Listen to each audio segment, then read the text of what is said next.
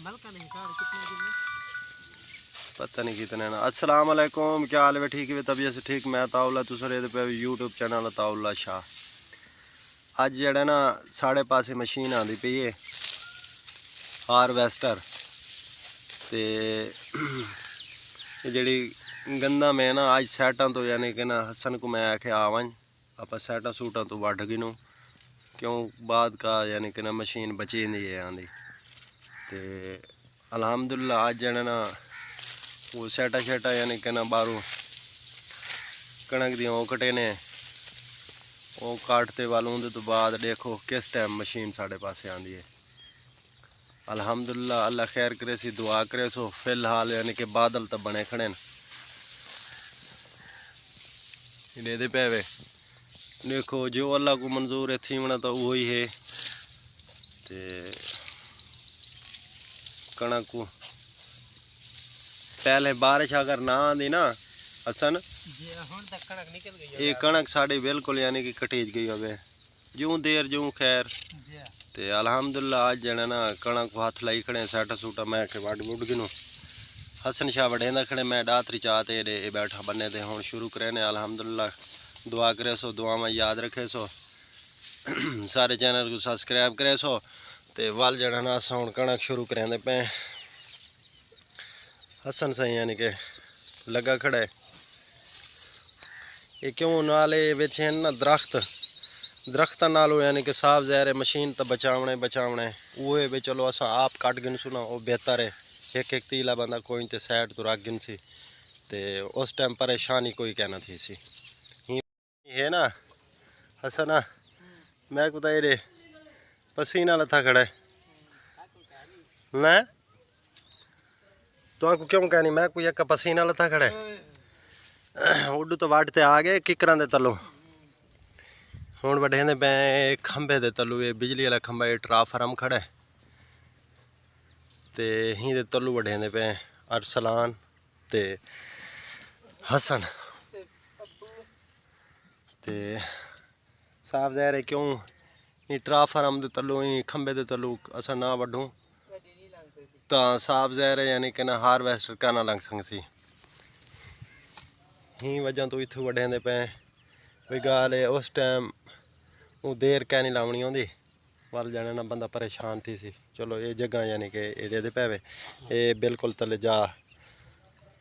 Clear थी P इतों जा वड्डी पई सी तारा मारा खड़ियां ना इतों तारा तलो यानी कि ना बला वड्डी गड्डी है टपका ना सिंह सी वो सैटा सूटा तो चलो वड्डी पई सी। अल्हम्दुलिल्लाह ये उड्डे पर एक एकड़ किकरां वाला जेड़ा एरिया दे पे ये वढ़ी गया बाकी बे पासे आए वधे ये भी वढ़े ने आस्ता आस्ता जिमें आदे ना कम नबड़ीज वैसे कहें क्या वढ़ावने कोई नहीं वढ़ावने है तुसा अपना काम मुकम्मल करो ते बाकी अल्लाह खैर करे सी। क्या पता हारवेस्टर वाला आखा तो है भी असा आसूँ ते फिलहाल हाल यो ही ठाड़ वढ़े देखने उड्डू मुकम्मल करे सन ते वाल ईडे आसन ना इवें तो पहले नहीं आते ना जब तक वो अगू रस्ता ही बने दे आसन ते कोई छोटी जी तो नहीं भी जड़ा ना ट्रैक्टर तो नहीं हो तक पता है हारवेस्टर है ही वजह तो चलो कोई गाल नहीं हो आवे सी अपना ही काम फाइनल थिया पिया ना पहले अपना काम मुकम्मल थिया पिया ना वो बेहतर है बाद वाल बंदा परेशान थी खड़दा है ही फाइनल थी वैसे ना वो ठीक है। पानी जब वापसी आवे हसन ठंडा चाहिए आवे तो इवें आ जल्दी ये सारी थंबे वाली जगह ते थी गई फाइनल असा ये तो दो से वट अच्छा ये सारी ये जा बिल्कुल फाइनल थी गई ट्रांसफार्म दे तलो यानी कि ना ये कणक क्लियर थी गई क्यों गड्डी आवे कोई परेशानी ना थी गई हुण मैंने अग्गा उतो साइड तो खड़े साइड तो वढ़े ने क्यों दिग्गा ना थी आओ सी अरसलान शाह हाँ बस ठीक है काफ़ी थी गई भाई हूँ बोले जने ना जिस टाइम आसी ना हारवेस्टर हूँ बोले थबियां चाहते ना ये खड़ी हुई कणक के उत्ते 350 आओ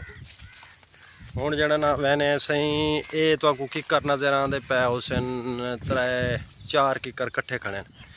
हुण इंदे तले वैने इंदे तलू वांजते भी वढ़े ने सारा कम फाइनल थिया पियो सी रुकावट ना हो सी परेशानी क्या ना थी सी उनके तो बाद वाल बंदा सुकून दा किथों कोई रह वेंदे तीला तूला बन्ना तू सैटा सूटा तू वाले जने ना दातर साढ़े हाथे चोसन ते बस वल जने ना वड ते मशीन दे अगू उनके मुँह च सटी आसूं।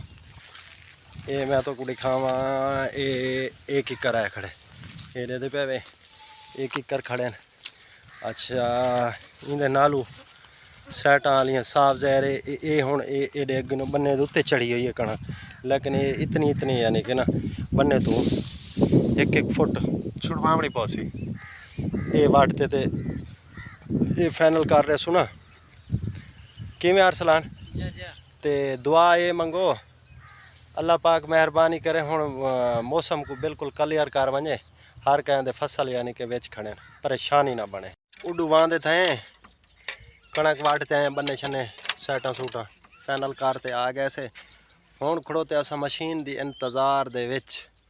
देखो साकू अज टाइम देने आखा तो अज दिन आने शायद कोई देर सवेल थी गई तो पता सवेरे साकू टाइम देवन ते बाकी जने ना मौसम जड़ा ना वल खराब बना खड़े झड़ छड़ बना खड़े हवा ये धुप छां ते काम वो फाइनल तो चलो साड़ा तो ठीक है ये तो अल्लाह के तरफों जो अल्लाह बेहतर करे सी। ते हुण जड़ा ना हसन शाह आया बैठे मैं को लगता घा वड्डी बैठे मैं थोड़ा पिछा रह गया हमें क्यों मेरा आखे भी मैं वह ना देह तपदा भी है मैं यार एक कणक तो फाइनल करा गए वाला कोई ना घा तो वड्डने